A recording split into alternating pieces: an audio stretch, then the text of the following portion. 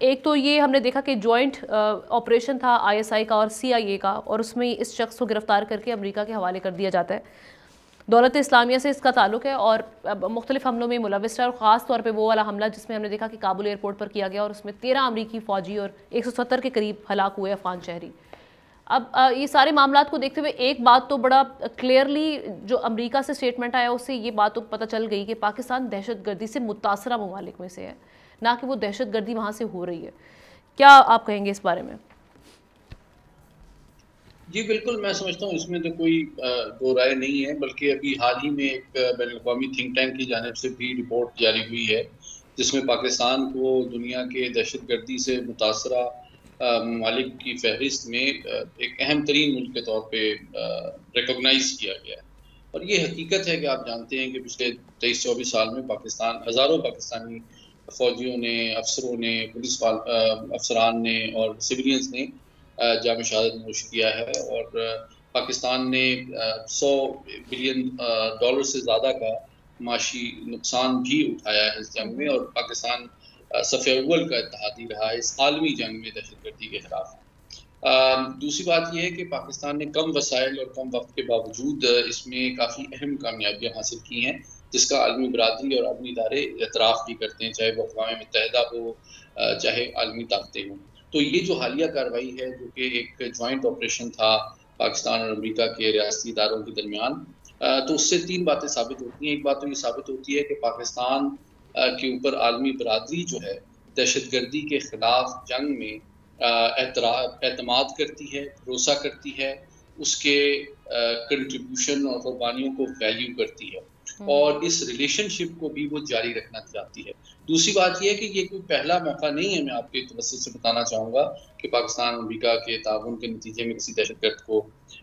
किफ़र किरदार तक पहुँचाया जाए। तो इससे साबित होती है कि हुकूमतें आती-जाती रहती हैं, लेकिन दोनों ममालिक के जो रियासती ताल्लुकात हैं, ख़ुसूसन कौमी सलामती के तरजीहात की बुनियाद पे वो बदस्तूर जारी रहते हैं। अच्छा, तीसरी बात ये है कि जिन लोग इसमें मुबालगा राई से काम ले रहे हैं या प्रोपेगेंडा कर रहे हैं, तो इसमें कुछ हक़ाइक़ बिल्कुल सामने हैं। पहली बात ये है कि ये यकीनी तौर पे अमेरिका और पाकिस्तान मुत्तफ़िक हैं कि ये अहम तरीन सरकर्दा रुकन है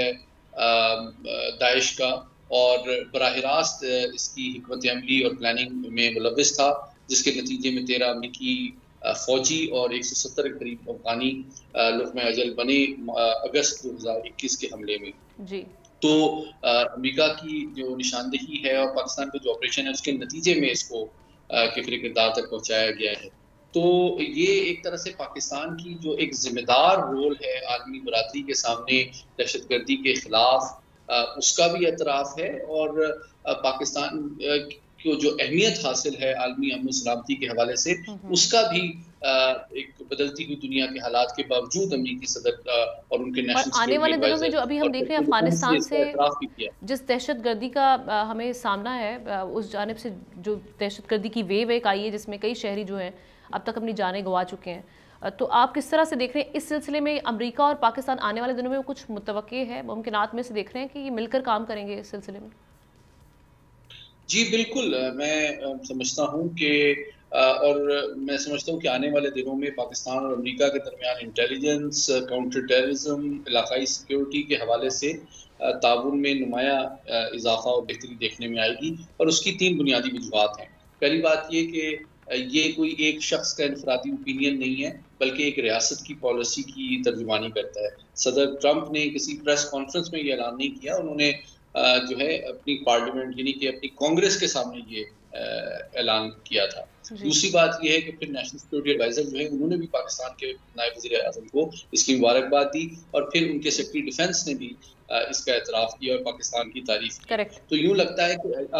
अमेरिका के तमाम जो पावर सेंटर्स हैं, चाहे व्हाइट हाउस हो, चाहे नेशनल सिक्योरिटी काउंसिल हो, चाहे पेंटागन हो, वो सब पाकिस्तान को बहुत अहमियत देते हैं, और पाकिस्तान का जो रोल है दहशतगर्दी के खिलाफ, इलाकाई सलामती के हवाले से, आलमी अमन सलामती के हवाले से, उसको बहुत अप्रिशिएट करते हैं, और इसको मान भी रही है यूएन की जानिब से भी बढ़ाना भी चाहती है। सब्सक्राइब करें और बेल दबाएं ताकि कोई खबर रह न जाए।